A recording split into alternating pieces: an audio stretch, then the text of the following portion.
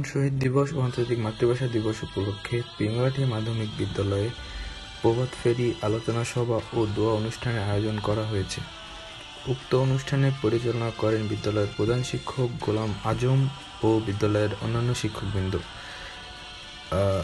21শে ফেব্রুয়ারি সকালে প্রথম প্রহরে শহীদ মিনারে ফুল দিয়ে শ্রদ্ধা জানান বিদ্যালয়ের প্রধান শিক্ষক। এরপর একে একে অন্যান্য শিক্ষকবৃন্দ, ছাত্রছাত্রীবৃন্দ ও স্থানীয় নেতাকর্মীরা।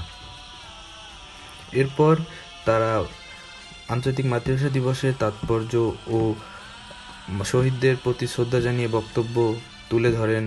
বিদ্যালয়ের